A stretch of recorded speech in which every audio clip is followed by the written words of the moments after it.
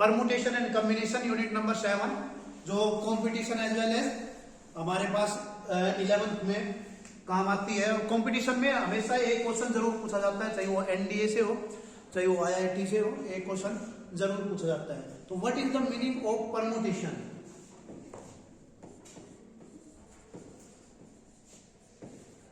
Writing थोड़ी सी ऐसी ही चलेगी। परमुटेशन, परमुटेशन का मतलब होता है अरेंजमेंट। क्या होता है? अरेंजमेंट। किन्हीं भी चीजों को अरेंज किया जाएगा जब जो हमारे पास लगता है उसको बोलते हैं permutation. To arrange the things, to arrange वो चीज कितनी भी हो। और कॉम्बिनेशन का मतलब होता है selection, to select anything. Combination means, एक सिंपल भाषा में, सिंपल लैंग्वेज में वर्ड यूज किया जाए, कॉम्बिनेशन मीन्स होता है सिलेक्शन। कॉम्बिनेशन मीन्स होता है सिलेक्शन। अगर एक बैग है उसमें से 4 व्हाइट बॉल है और 3 ब्लैक बॉल है, और एक बॉल अगर सिलेक्ट की जाए, उसको उस सिलेक्ट करने के लिए जो हम लगाएंगे उसको क्या बोलेंगे हम? उसको क्या बोलेंगे हम? कॉम्बिनेशन। तो सबसे पहले हम लोग पढ़ेंगे वो परमुटेशन पढ़ेंगे, मींस अरेंजमेंट पढ़ेंगे। तो अरेंजमेंट पढ़ने से पहले जो सबसे पहला ही टॉपिक है वो हमारे पास है फंडामेंटल प्रिंसिपल ऑफ काउंटिंग। क्या होता है fundamental principle of counting? Suppose करो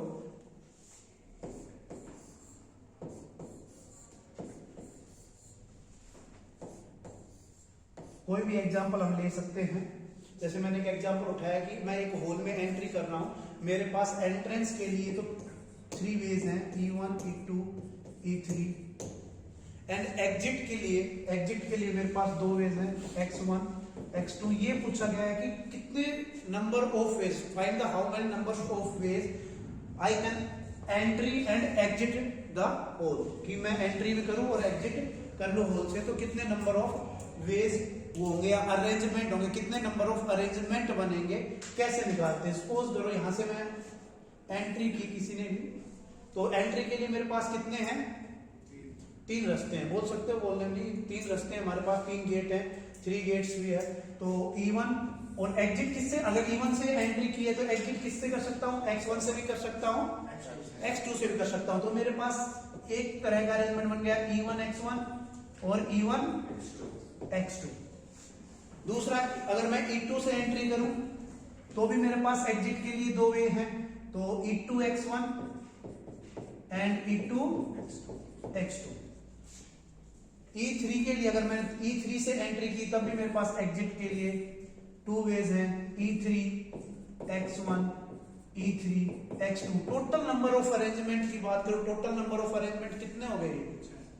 6 हो गए। अगर मैं डायरेक्ट, मेरे पास ये n थिंग्स थी, ये 3 और यहाँ पे मेरे पास 2 थी, मैं डायरेक्ट ये कर देता 3 क्रॉस 2 इज इक्वल्स टू 6। इसी को ही बोला गया है फंडामेंटल प्रिंसिपल ऑफ काउंटिंग। जितने भी नंबर ऑफ वेज है उनकी क्या कर दो?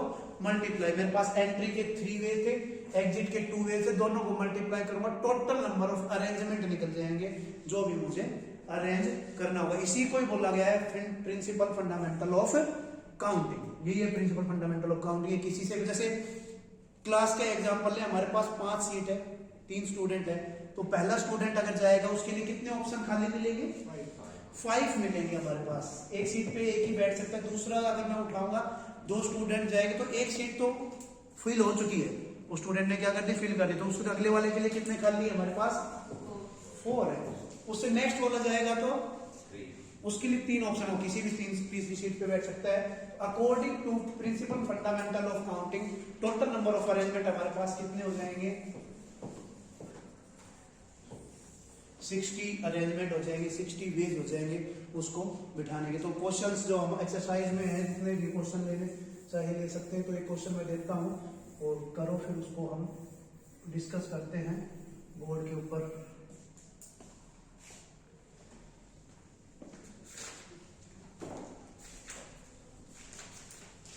क्वेश्चन है, how many numbers are there between, competition में बहुत बार ऐसे क्वेश्चंस आते हैं, how many numbers are there between 100 and 1000, how many numbers are there between 100 and 1000 which have exactly one of their digit is as 7, which has exactly one of digit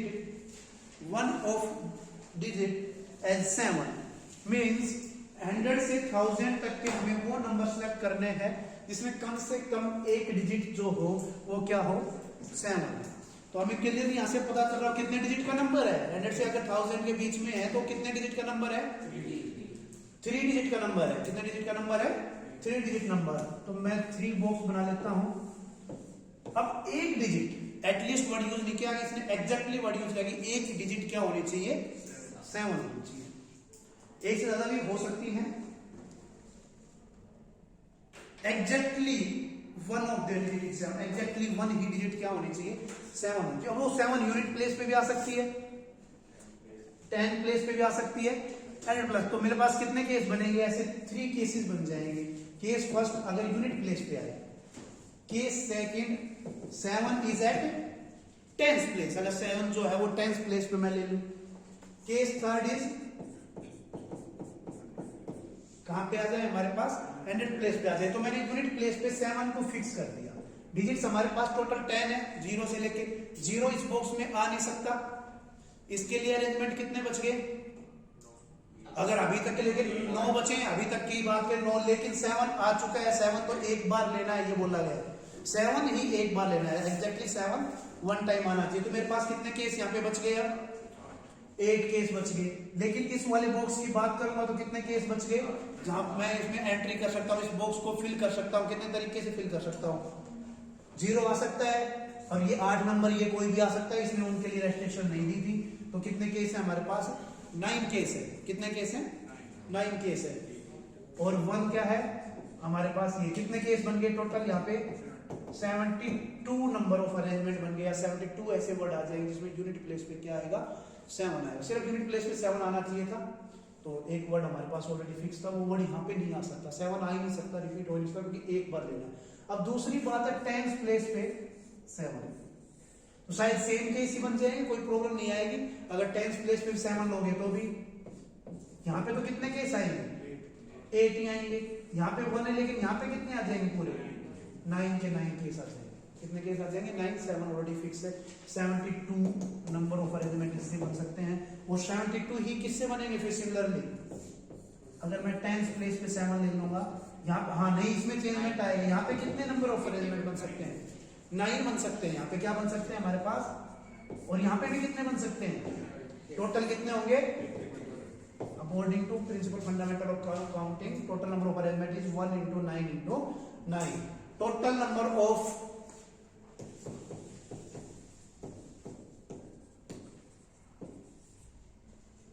arrangement कह दो या words कह दो या digits कह देते हैं, हमको जो भी बोलना चाहें, कितने आ जाएंगे 72 + 72 + 80, और वही मेरे पास क्या आ जाएगा इसका आंसर आ जाएगा। इतने नंबर ऑफ वर्ड नंबर्स हैं वो बन सकते हैं, ठीक, जो हमारे पास डिजिट होंगे।